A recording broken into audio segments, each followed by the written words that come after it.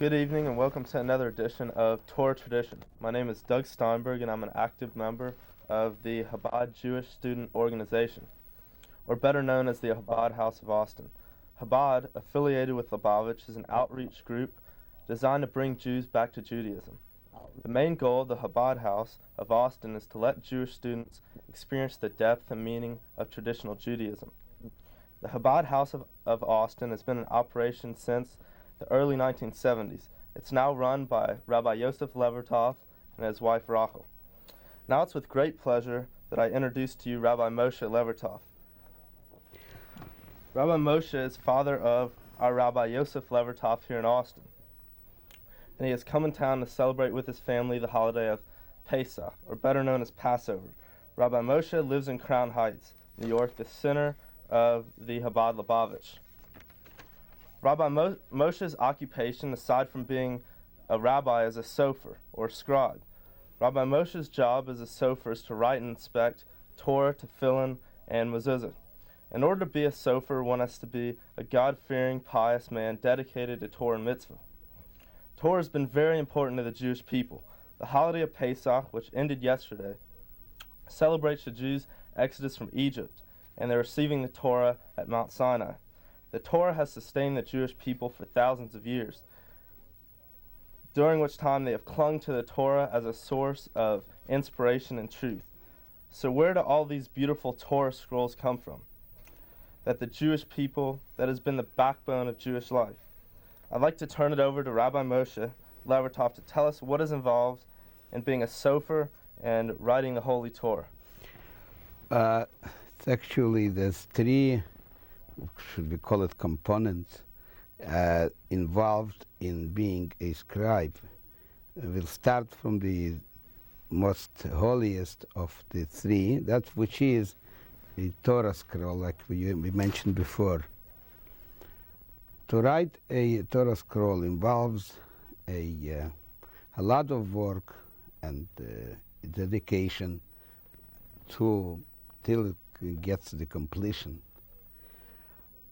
Let's start in the beginning. When I'll explain about writing the Torah, that later on we'll go down to the tefillin and mezuzot, because many of the halachot, that's which means the laws pertaining to the writing the Torah, are also pertain to tefillin and mezuzot. To start writing the Torah, the first thing is you have to make. There's certain, I would call it, factories or shops that make parchment. Parchment it's a long process, and the parchment is made from skin of a kosher, I repeat, kosher animal. That's like a cow, a goat. Different, but it does not have to be slaughtered in a kosher way, because we would not eat any meat unless it's slaughtered by a competent shochet. But that's to make parchment, you do not have to slaughter it in a kosher way, but as long as the animal is a kosher animal. And in general, anything that involves tefillin, Torah, tefillin, mezuzah, anything that later on will show what goes into it must be from kosher. Even glue, sometimes we use glue for certain things, must be kosher glue. So certainly the main thing that involves that to make parchment certainly has to be from a kosher animal. So they take the skin, it's a very long process, they put it in, they soak it, and with the different chemicals, and finally till it comes out parchment. Another condition, when we make the parchment, we must say L'Shem Kedushas Torah, Sefer Torah, for the sake of the holiness of the Sefer Torah. This is a must. If someone made parchment. He did not say that. He didn't have in mind the parchment is not rendered as kosher for to write on it Torah or Tefillin or Mezuzah. And and when he is making the parchment, he must say whether it's for Torah or if he intends to sell it or to give it someone to write Tefillin, he must say this is l'shem for the sake of the holiness of Tefillin. And the same thing for the holiness for Mezuzah. There are different types of parchments. In the olden days, they had 3 types for Torah separate, a different type for the way it's processed. However, nowadays we have 1 type of parchment, which is good for Torah, for Tefillin, Mezuzah. Of course, the parchment of Torah is much thicker because it's a heavy. It must be a heavy type. And after the parchment is done, manufactured, of course, it does not come in a long.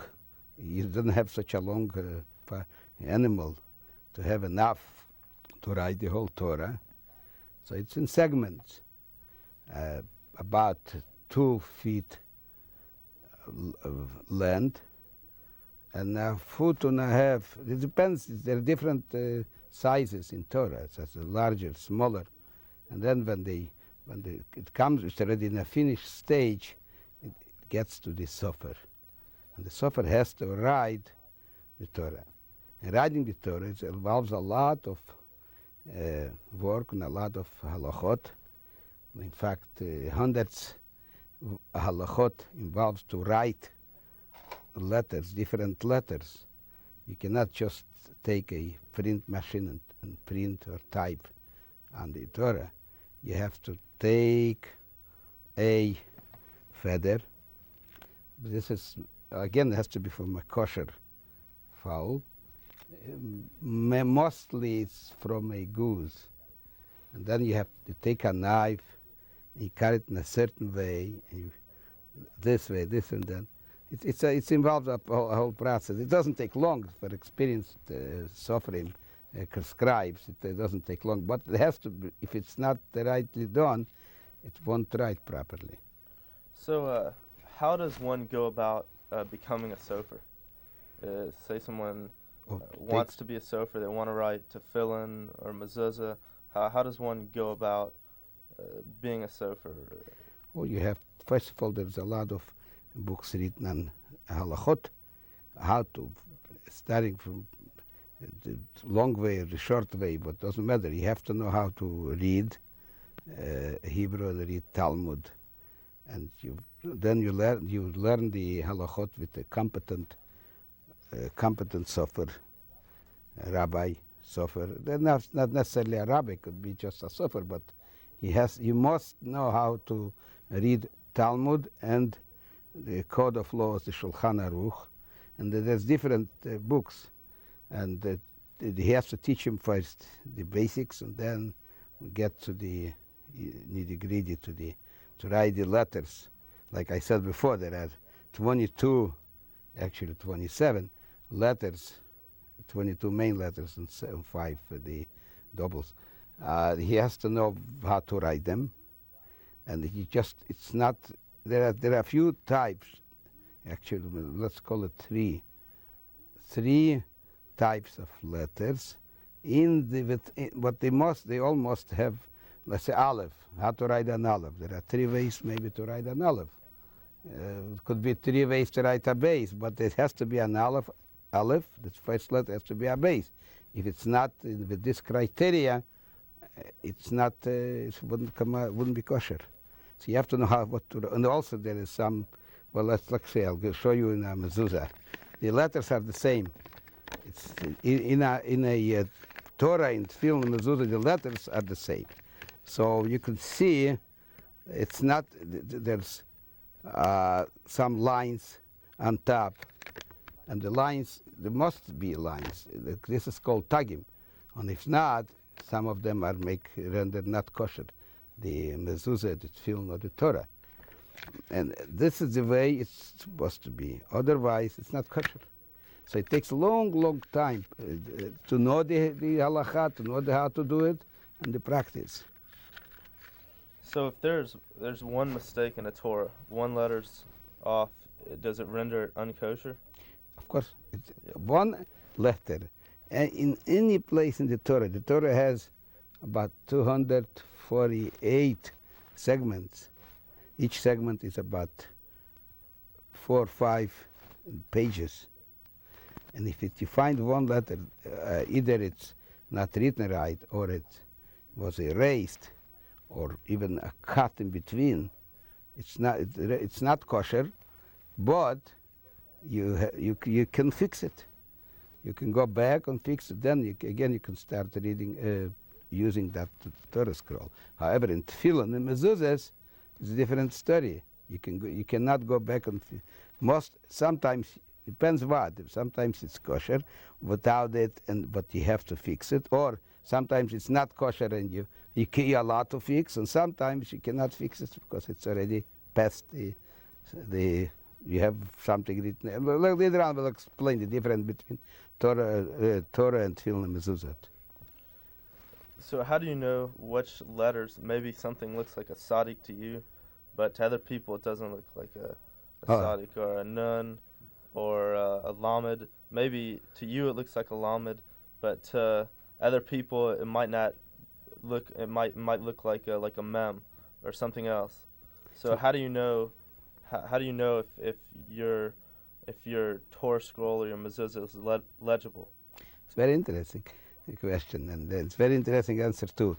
You involve a child, but also the child, according to the Talmud, it said the Talmud states there was once there was a question whether the letter is a vav, which is a long one, and then or it's a yud, which is shorter.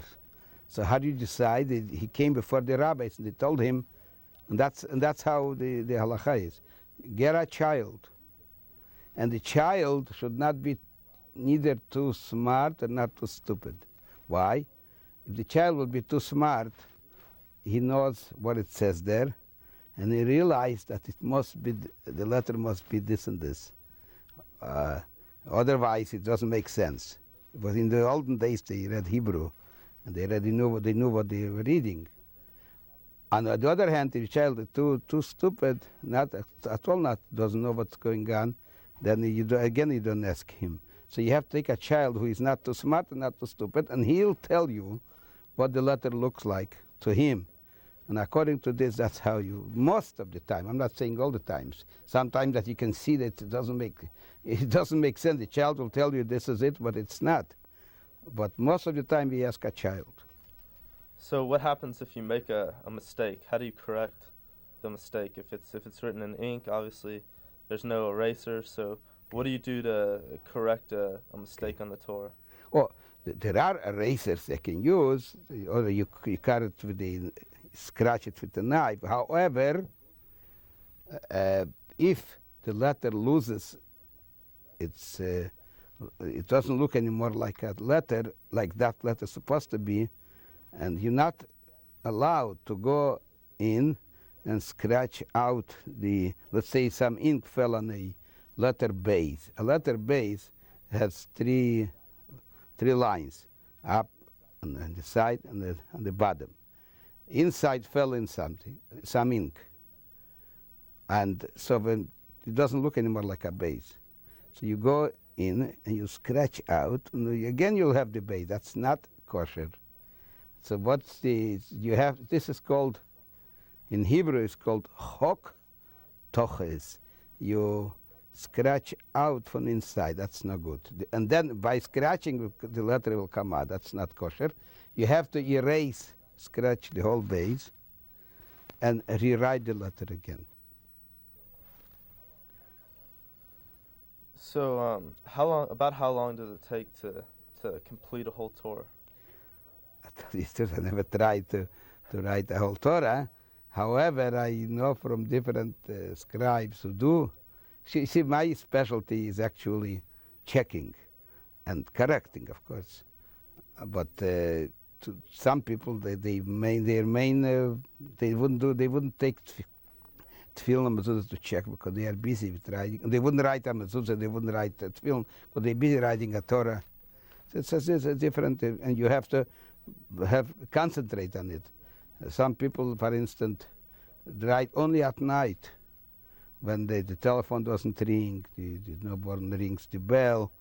So then they sit down and they write.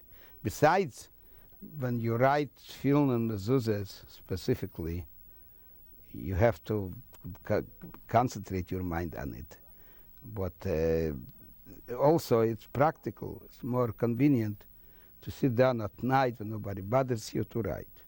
So Torah, I never, of course, wrote a Torah, but I spoke to other scribes, and some of them take 3/4 of a year, sitting a whole week and writing, and some I know a Sofer who writes 4 Torahs a year, very fast, very quick.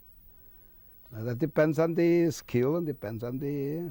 Of course, when the longer some people take it long, they take their time to make it look more nice, and some people make it faster. About how much does a Torah scroll cost? Oh, this is very general question. It's from a new one. From $24,000 till $34,000. Wow. It's involved. Don't forget that you have to have the parchment. And after the Sofer completes the writing of all the segments, he has to sew them together. And the sewing involves also, first of all, it costs him a lot of money for the parchment. Then he takes this thread. You cannot use any thread. This thread is called gidim, and it's made from vein of an animal, from the leg, from the foot. I don't know exactly how they do it, but they pull out from a dead animal, kosher again, and they somehow I don't know exactly, but then they thread it together, they weave it together, and then they must say, I'm doing it for the sake of the Torah, or for the sake of tefillin. Mezuzah does not have gidim, but tefillin, like I explained later, do have. You have to say this is for tefillin, this is for Torah, for the holiness of tefillin of Torah, and if he didn't say it, again, it's not kosher. And so this also again involves in the Torah. It involves a lot of this gidim. And then he sewed it together. It's work, and then at the end, he brings 2 sticks, round sticks, which do not have to be. That doesn't have to be for the sake of. You can take any sticks. I'm not saying any. It have to be just round and smooth, and holes in it, and swords. Okay, let's go to tefillin. So tell us a little bit about tefillin. Okay, tefillin has 4 parshiyot. It is in the Bible, in the Chumash, and in those 4 places discusses tefillin. So we take these boxes, which is also again made from animal skin, very hard ones. It has to be again for the sake of to manufacture, and you put this inside. They have to be put in a certain way. There is 4 of them. Each one they're different ones. So this one has to come here, this one has to come here, and this one has to come here. And but before you put them in, you have to have hair. I don't know if I have here a sample of it. The hair from a calf or from the tail of a calf, and you wrap around. Then you take again some a little bit of this. This is parchment. Mm-hmm. Parchment. You put it. You wrap this parsha around, and you take hair of the tail of the calf, and then you put it inside. And here, then you take this gidim, the thread, and sew it around, and that's how. And then you have the strings. They're called retzuot, and the retzuot also they have to be made for the sake of, and then when you I'm not going to discuss now more details on that because we don't have too much time. And so, in other words, when you buy tefillin, you don't just go in a store and buy. You have to see how it's written. Some of them are kosher, the parshiyot, and some parshiyot are not kosher. And don't forget, if one letter here is not done properly, all the four are following it and they're not kosher. The reason is because it has to be tefillin and mezuzot cannot be fixed. They must go in order. If you do it not in order, if you wrote, let's say this parsha you wrote before this one, that's not good. If you wrote a word in this parsha and you skipped a word, you finished up and then you go back and you want to put in a word, it's not kosher again because it's not in order. This is called sidron. And the same thing by mezuzah. If you buy a mezuzah has to be written on parchment. All the letters have to look alike. Have to be the way they're supposed to look. And if it's one letter is not kosher, you cannot go back and write it. In Torah, however, you are allowed to. Otherwise, you wouldn't find any kosher Torahs. So you can go back and fix it. However, God's name, if you have, even in Torah, God's name, you cannot do anything. If something is wrong over there, you cannot erase it. You cannot erase God's name. By the way, before you write God's name in Torah and tefillin and mezuzahs, you must say, besides when you start writing the Torah, you start writing mezuzah, you have to say, I'm writing it for the sake of tefillin, for the sake of mezuzah, for the sake of Torah. When it comes to God's name, you have to say again, this is for the holiness of God's name. And if you make a mistake in the name of God, even in Torah, it cannot be corrected most of the time. And then you have to either change the whole segment or cut out some lines, a whole line, and paste with kosher glue another piece of parchment and rewrite the whole sentence. So how does one know if their tefillin is kosher or not? Well, you must go to a competent sofer, and the sofer will see how it's written, how it's put in, and how tefillin have to be also have one more thing about tefillin. You must have a squareness. If this is not square, length and the width, that wouldn't be kosher. And this also must be square. The sewing, they call the tfirot, they must be square. If they're not square, they're not kosher. So it's very important to check when you buy tefillin to know where you buy them from, and to give it to a competent sofer to check whether it's kosher. And same thing will be by mezuzah, because the mezuzah involves everybody. See, the mezuzah, every Jewish house has or must have a mezuzah on every door. And here I have some samples of boxes. When mezuzah gets in, people think that this is the most important part of the mezuzah. They spend a lot of money on that. I'm not saying it's not good. It's good. It should have nice. However, the main part is the inside, the mezuzah. If you have here, you have not a kosher mezuzah. You have either I already found some paper inside, which is not good. It's not kosher. The mezuzah has to have a written parchment and must be checked periodically with a competent sofer. The same thing with tefillin. So you mentioned that a Jew has to have a mezuzah on every door. Right. So they have a huge house, like 20 rooms. Is there on every door there's a mezuzah? What rooms don't need a mezuzah? What rooms? Toilets or laundry rooms. Sometimes some say you do need, but that's already not so important. And by the way, this is ink. I didn't show you the ink that we write with. The ink has to be kosher ink. It doesn't have to be for the sake of. And this is paint kosher paint. So what does it mean when you say kosher ink? Kosher ink means it's made from kosher chemicals. Don't have to be for the sake of, just you can buy in store. If you know for sure this is kosher, and it's dark, it's black, it's also kosher. So, is there a lot of stores that are claiming to sell kosher tefillin that aren't kosher? Or? What I tell you, like I'm involved in it. Of course there is. Yeah. Plenty, especially out of town. You know, if you know the person, he's not himself, he's not so religious. By the way, a mezuzah and tefillin and Torah have to be written by someone who himself puts on tefillin.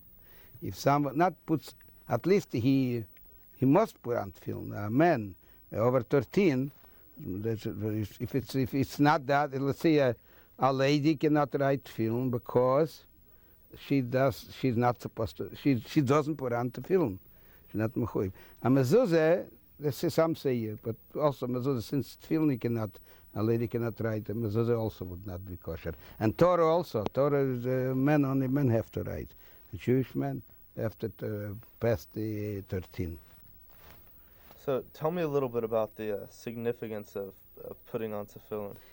Tefillin is, we have there Shema Yisrael, one of the parshayot, which means that we accept God as our God, and we put a man on the head, and the same thing in the hand one, the shalyad, it's called shalyad. Also we have 4, but they are on one parchment, and we accept God also in our heart. So our mind and our heart, we believe that God is our God, and Mirz Hashem will be redeemed through Mashiach Tzidkenu in the near future.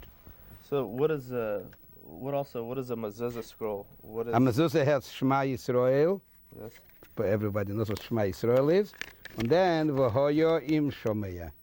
That's also part of Krishma. And that's God's Jewish house. The house as a mezuzah is guarded by God. We have on the outside, you have Shin Dalet Yud, which means in abbreviation Shomer Dal Sot Israel, guarding the doors of Jewish people who have the mezuzah.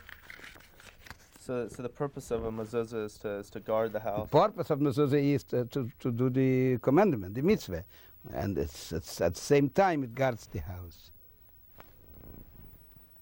So the putting on tefillin has no rational basis. It's a commandment of the Torah. Command of the So Torah, you and do- that command that connects the person to God.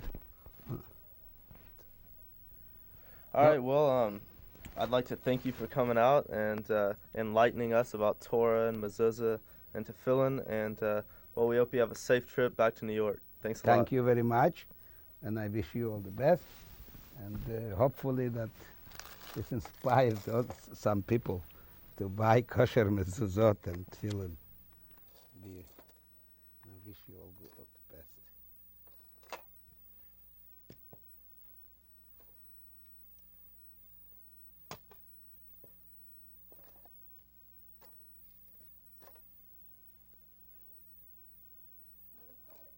Sit. So how does it sound? Am I going to get a copy? George or somebody records one for you. I have to show to my wife. What I do this. I'll be gone, yeah. Wait, I'll be going Thursday morning. I'll give it to your son. Okay. He's going to send it to you. All right. Because I tried Oh, no, you say you're going to have on Wednesday you're going to have. It's going to be on TV on Wednesday. Wednesday night at 8 o'clock. So, but the copy of the... From when it's on then. I mean, if I did it now, So that means but Wednesday I can get it? Wednesday, if you were at a VCR and you could be watching it. We have a VCR, yeah. Do you have a VCR? Yeah, I have at home and my son has here. not in New York. Not in New York. Yeah, that's... Only here. Only here. Because it's a community access TV. Only in Austin. Only in Austin. Yeah, I know that. That I understand. I'm saying I don't have television anyway. But I'm saying, can I get it till before I go home? If you can get somebody to record it then. Yeah. I mean, I could try, except for I don't know how to work my VCR yet. It's a new one. All right. I'll Okay. try, but. Very good. I'm sorry I let you down a minute. I was sick. But it was okay. You had to go in for a walk. What? You had to go for a Oh, did the sun stay there? 3 days, Uh-oh. and have been in bed for 3 days without eating. Today was just But now you cannot make up. You can only make up the holiday, but not the Seder. Okay, thanks. I didn't tell you a thanks. I don't know who says thanks to who. Time is short. it had nothing to do with the 4 glasses of wine. It's just because I caught cold. You drink wine, you wouldn't